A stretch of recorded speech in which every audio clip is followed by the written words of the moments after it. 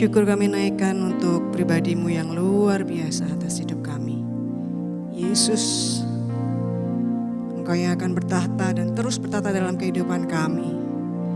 Berkaryalah lebih lagi Tuhan, dan kami siap untuk Kau bentuk. Kami siap untuk memuji dan besarkan nama-Mu Bapa. Terimalah pujian dan sembah kami Yesus.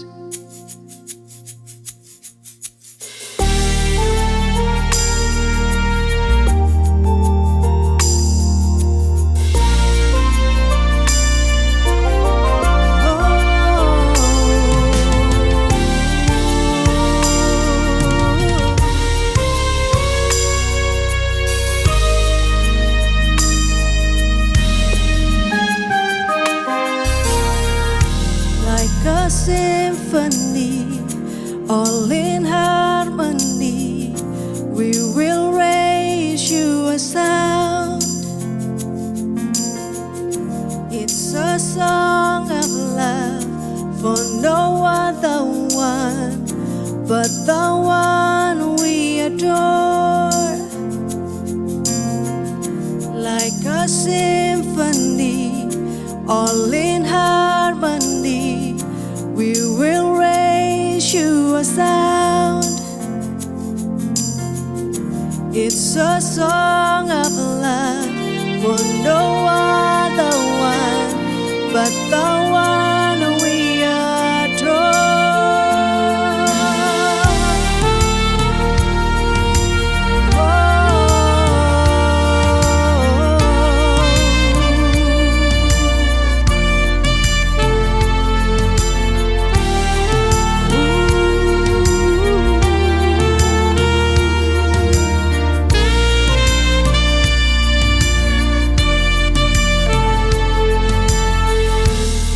A symphony, all in harmony, we will raise you a sound.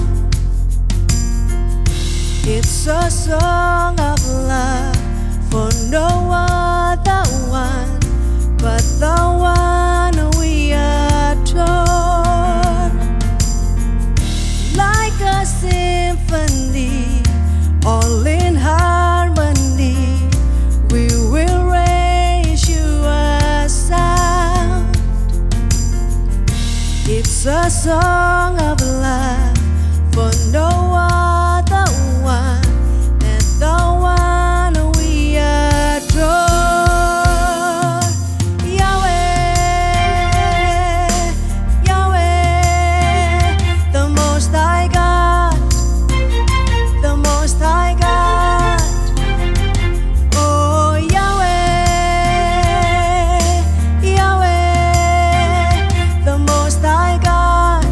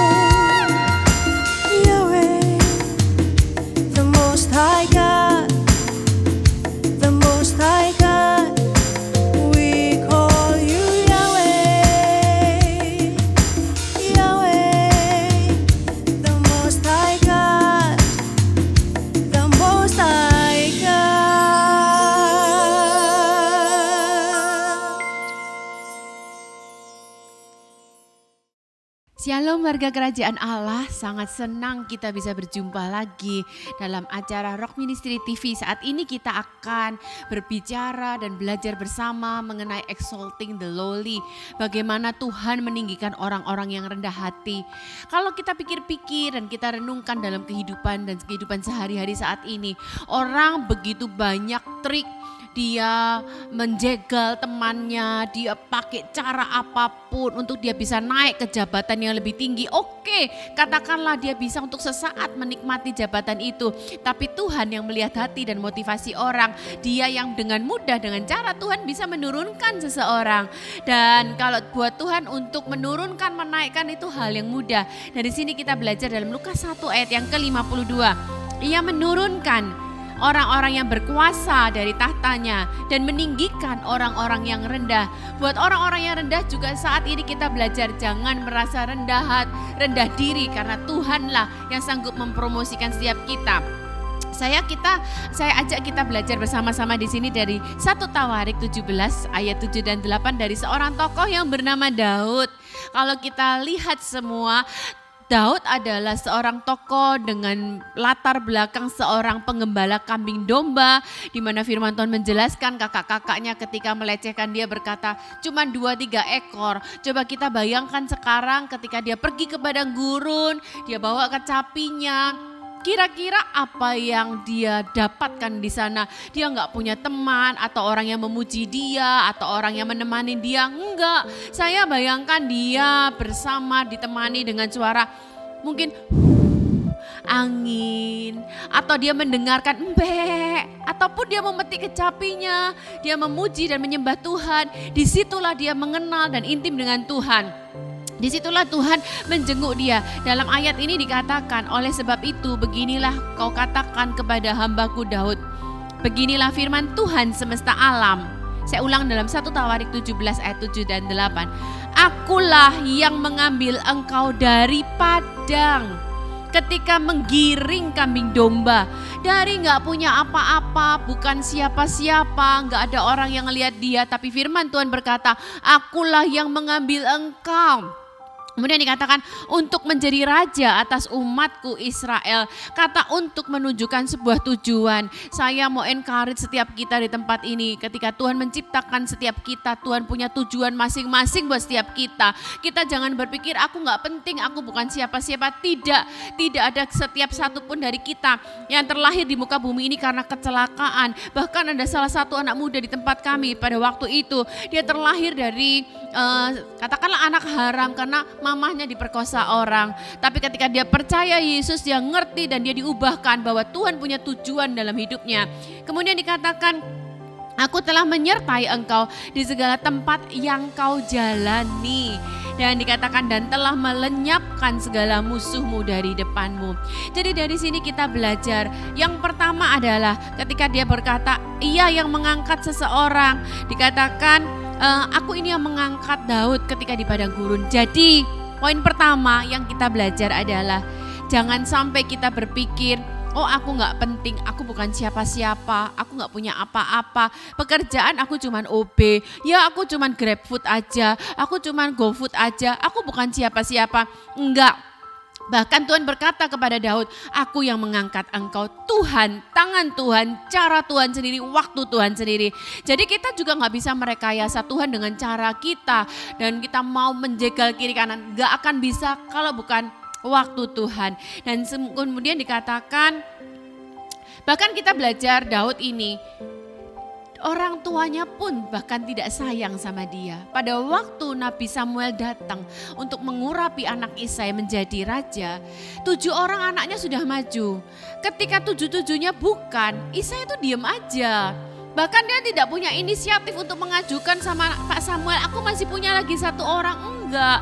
Dari sini kita tahu bahwa Daud tuh benar-benar gak ada di hati orang tuanya. Kemudian Nabi Samuel berkata, ini kan semua anakmu. Enggak, aku masih punya 1, tapi sedang mengembalakan di padang gurun.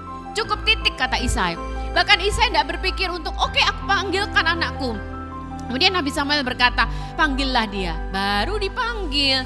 Dari sini kita lihat bagi orang tuanya Daud memang gak penting. Daud bukan siapa-siapa. Tapi bagi Tuhan, kalau kita merendahkan hati, Tuhan bisa mengangkat siapapun di tempat apapun, serendah apapun dalam pola pikir kita. Dalam Mazmur 27 ayat yang ke-10, firman Tuhan berkata, Daud berkata, sekalipun ayahku bahkan bukan hanya ayahnya, ibunya pun meninggalkan dia, gak sayang. Tapi firman Tuhan berkata, aku menyambut engkau. Kemudian dikatakan ia menyertai Daud hingga sampai terjadi pada tujuannya. Dikatakan aku telah menyertai engkau di segala tempat yang kau jalani. Saat ini ketika mendengar acara ini, buat pemirsa semua yang mendengarkan, mungkin kita berpikir aku capek dengan hidupku, aku merasa ini aja. Apakah ada harapan? Apakah ada masa depan dengan hidupku? Saya mau katakan sekali lagi bahwa Tuhan menyertai Daud di segala jalan kehidupannya. Bahkan di ketika sunyi pun, ketika hanya deburan, hanya suara angin yang menemani dia. Tapi Tuhan ada. Bahkan ketika dia ketakutan melawan musuh-musuhnya, bahkan melawan Raja Saul sendiri. Ketika dia berpura-pura gila, Tuhan ada. Dan firman Tuhan berkata melawan semua musuh-musuhnya.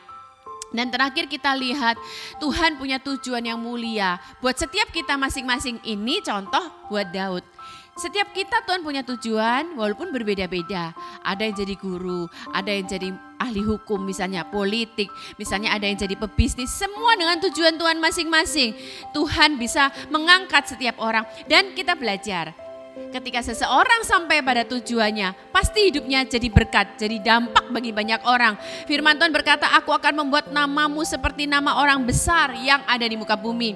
Ya memang kita gak bisa membandingkan seperti Raja Daud. Aku harus jadi orang yang besar, namaku besar. Kita berdampak bagi komunitas kita. Yang katakanlah 5 orang, 10 orang, itu luar biasa. Kita jadi berkat bagi banyak orang. Jadi di sini kita belajar, ketika di titik terendah dalam hidup setiap kita, ingatlah kamu penting, kamu berharga, kamu punya harapan. Tuhan bisa mengangkat kita dengan cara dan waktu Tuhan. Tapi yang perlu kita belajar ketika kita di titik tinggi, sadarlah bahwa semua pencapaian kita itu datangnya daripada Tuhan. Bahwa kita gak bisa dengan kuat gagah kita, pengalaman kita, sekolah kita, titel kita, kehebatan kita. No, itu tidak bisa membuat kita dipromosi dengan cara yang jahat. Itu semua karena Tuhan. Tapi selanjutnya kita belajar. Dalam 1 Samuel 12 ayat yang ke-9. Tetapi orang Israel melupakan Tuhan, Allah mereka. Kemudian Tuhan menyerahkan mereka ke dalam tangan Sisera, panglima tentara di Hasor, dan ke dalam tangan orang Filistin dan Raja Moab yang berperang melawan mereka. Kita belajar dari kehidupan orang Israel. Ketika mereka sudah berhasil, seringkali mereka melupakan Tuhan. Ketika mereka melupakan Tuhan, cara Tuhan membuat akhirnya supaya mereka bertobat kembali. Tuhan memberikan musuh-musuh buat melawan mereka. Dari sini kita belajar, kalaupun suatu kali ketika kita ditinggikan Tuhan, yuk kita jangan melupakan Tuhan. Sebab peninggian itu satu-satunya datang dari Tuhan. Dan yang mari kita semangat lagi belajar ini dalam Keluaran 23 ayat yang ke-9. Firman Tuhan berkata seperti ini, orang asing janganlah kamu tekan. Karena kamu dulu juga orang asing. Sama seperti ketika kita sudah dipromosi Tuhan, ketika kita sudah diberi Tuhan harta, kekayaan. Jangan menekan orang yang susah, jangan merendahkan orang yang susah. Karena ingatlah, firman Tuhan selalu ngajar. Ingatlah kamu dulu juga orang asing. Ingatlah kamu dulu juga siapa sih? Kamu orang miskin, kamu bukan siapa-siapa. Tuhan ngajar kita untuk ketika kita ditinggikan, jangan sampai kita lupa sama Tuhan. Terus katakan gini, karena kamu sendiri telah mengenal keadaan jiwa orang asing. Sebab kamu pun dahulu adalah orang asing di tanah Mesir. Kalau orang yang berangkat dari orang yang susah, mereka tahu susahnya orang cari duit. Sehingga mereka gak meremehkan orang-orang yang rendah. Dan dari sini pun kita belajar, kita pun kalau misalnya diberkati Tuhan, kita mengajar dan mendidik anak-anak kita supaya mereka juga merasakan susah gak, tinggal menikmati aja. Sehingga sekarang dikenal sebagai istilah strawberry generation, bukan? Karena orang tua yang sudah merasa mapan, dia gak mau melatih, mendidik anak-anaknya, dia mau memberi sesuatu kenyamanan, sesuatu yang sudah tinggal ready aja. Tidak, tapi kita mau melatih mereka semua. Sehingga ketika suatu kali mereka diberkati Tuhan, mereka tahu rasa jiwa orang susah. Di sini dikatakan, karena kamu sendiri telah mengenal keadaan jiwa orang-orang asing, orang-orang yang susah. Dan mari kita saya tutup dengan dalam Mazmur 119 ayat yang ke-59. Dikatakan, aku memikirkan jalan-jalan hidupku.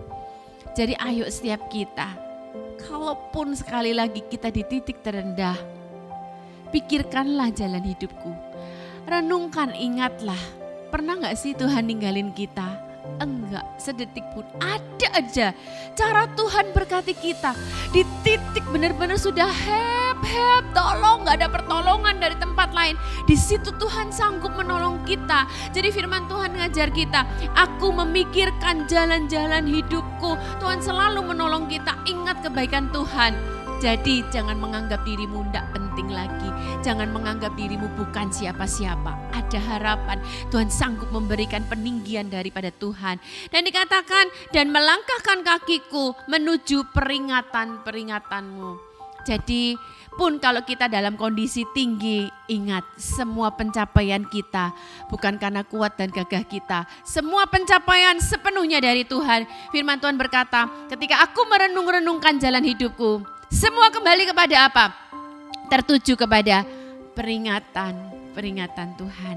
Biarlah firman Tuhan, peringatan Tuhan selalu kita kecap dan manis seperti madu buat hidup kita. Sehingga kita di titik terendah kita tidak merasa rendah diri, di titik tertinggi kita tidak merasa sombong, tapi kita jadi berkat buat banyak orang. Mari kita berdoa. Kami bersyukur, terima kasih Tuhan.